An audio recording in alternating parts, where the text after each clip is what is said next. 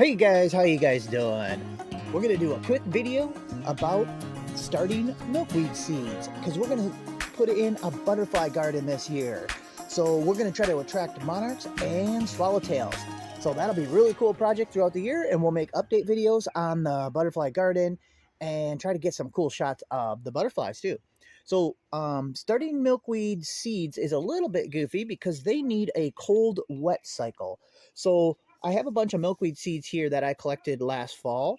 So I used to have these for sale, but I'm about sold out. So I removed the listings. So what you need to do though, so I collected these from the pods, and you have to give these a period of cold wet. So the easiest way to do that is a jar of water. Boom. I got cold water in there already, and you can just cap them up, shake them up every once in a while, and keep that in the fridge. They'll say usually online you'll hear it needs about a 30-day cold cycle, which probably for a good germination rate, 30 days is probably good, but you can do just like 10 days. And let's see. Well, we already did it. So here's a 10-day old one. Actually, it's a little older than 10 days because I'll show you in a second.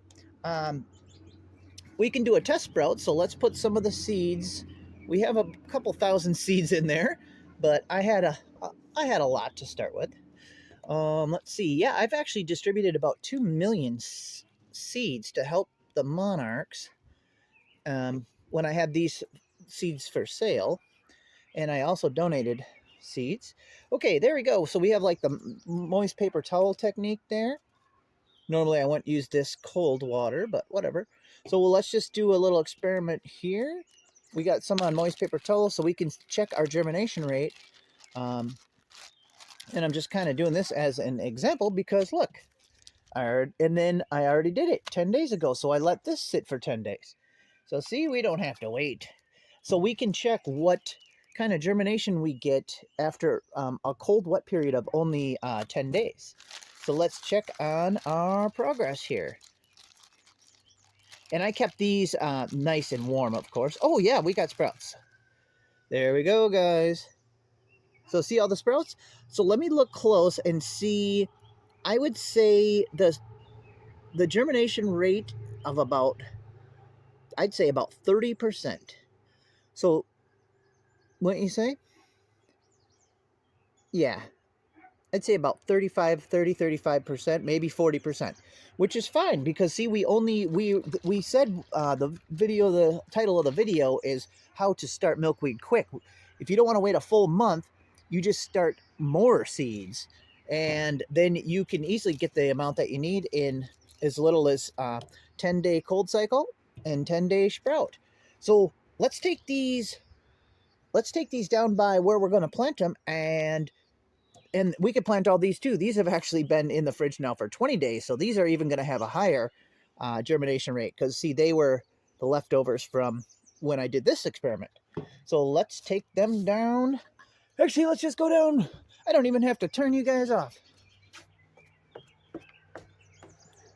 Okay, so here's where I thought we would put some milkweed in. Okay, so see, this is like the front of my deck here. And I thought we could put a milkweed garden in right here. So let's quick, I already tilled it once, so let's quick grab the little mantis style little mini tiller and till it up.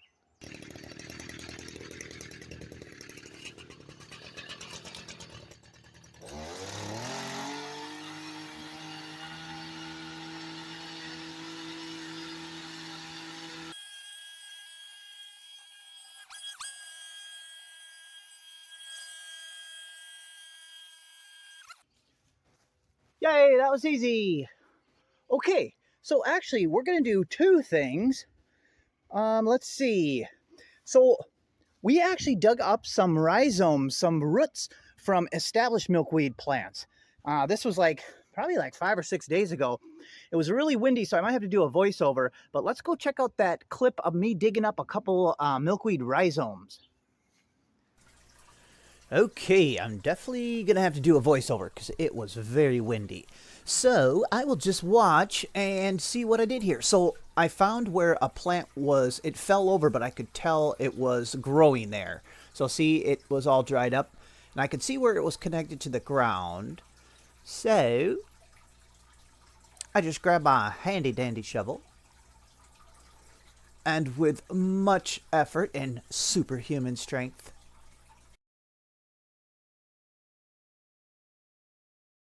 there we go. We grabbed the blob out. Let's see. Oh, yeah, I could feel like the hard root. The rhizome. So, let's see. What was I trying to do?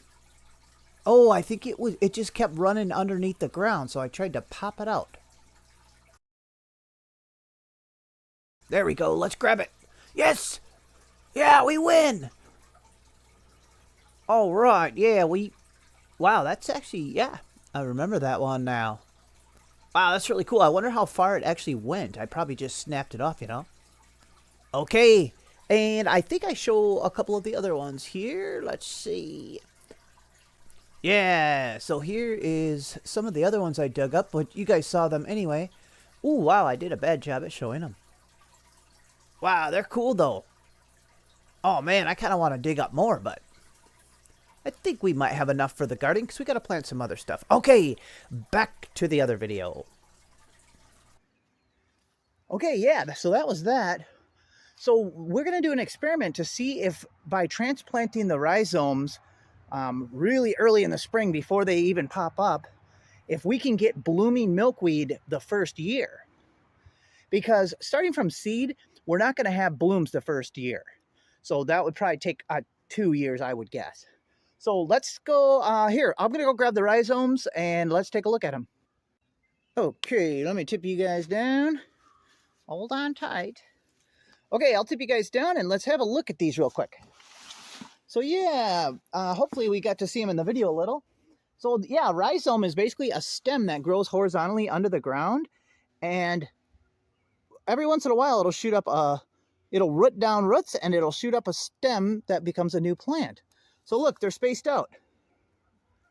So there's like potential 3 plants here. Look at this one, was really crazy. It's really old, like this is hard like wood. This is probably like I don't even know. This could be a 20 or 30-year-old rhizome. And look at all the craziness coming up there. So here, let's take these over and place them. Let's see, let's figure out where we want these here.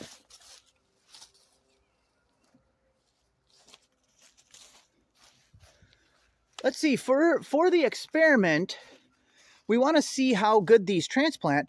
So instead of spreading the rhizomes all the way out, because I might plant some other kinds of plants for the swallowtails and the monarchs. So let's actually, here, let's bring you guys up here. Okay, let me get the tripod ready. Okay, there we go. Let's just let's put the rhizomes kind of in the middle here as part of a bungee cord. Oops. Here, let's lay some of these in here like this. And let's just kind of, oh, here, I don't want it too shaded from the deck here. So I probably won't plant them out too far. So let's just lay some of these rhizomes in like this. Okay, oh yeah, here's a couple. Just digging around, and I had them in some wet peat moss. Okay, let's see, here's a nice little one. So we'll have like a little mini middle patch of the rhizome ones.